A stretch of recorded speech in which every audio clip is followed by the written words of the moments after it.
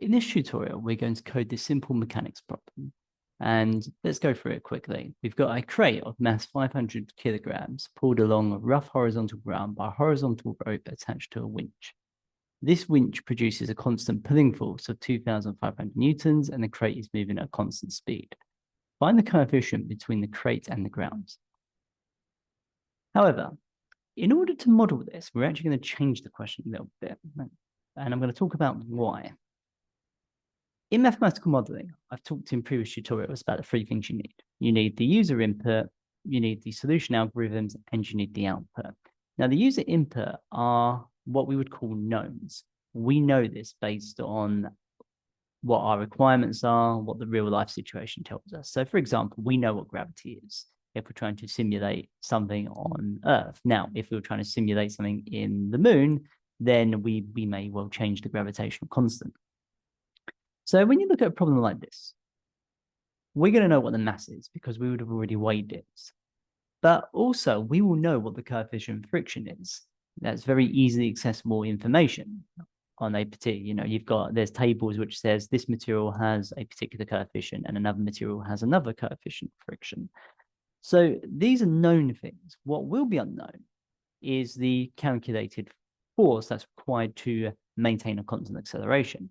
So that's why we're going to modify the question to something like this. We have a crate of mass 500 kilograms, which is pulled along rough horizontal grounds, and we know the coefficient of friction on the ground, which is 0.5. And the crate is moving at a constant acceleration. What is the pulling force required to achieve this? More real-life example, a more real-life situation, and a more real-life question that we tried to solve. And basically, resolve vertically and resolve horizontally. So if we resolve vertically, we get R is equal to the weight, which is mass times gravity. And if we resolve then horizontally, F equals mu R. And the reason why we need to do both is that we need to find R first in order to substitute into the full equation F equals mu R. And these two things will be balanced, otherwise it would not be a constant acceleration. So they're the steps, and now we're going to code this.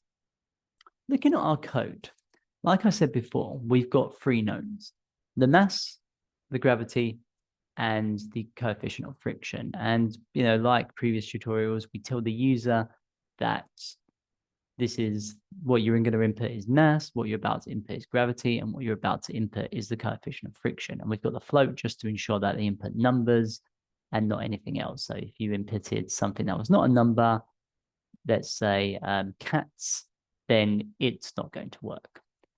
The next phase in a mathematical model, as we talked about before, is the calculation phase.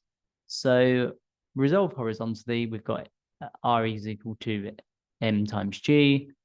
So that will give us our value of R. And then we're going to resolve horizontally, F equals mu R. So then we've got the equation, and then we've got the solution aspect, which is print F. So let's now run this, and hopefully what will happen is that we'll get the answer. So we're going to test it against the question, and we already know the answer. So the answer we're looking for is 2,500. Gravity is 10, and coefficient of friction is 0.5. And there we go, we get our answer. And this essentially is a very, very basic and limited mechanical model. There's so much that we need to work on with this. So first of all, I've not even specified the units. So we would need to be very clear what the units are, and we would need an algorithm that would convert the units should we need to. But more than that, we want to make it more general. Like the trig equations, we want it to work in different situations. So we want it to work when acceleration is not constant. We want it to work when there's additional forces, and those additional forces might be at an angle. In fact, it might be traveling on an angled plane rather than angle. It might be connected to things, and so on. There's a lot of things we can improve on, and that's what we're going to be doing step by step in the following tutorials.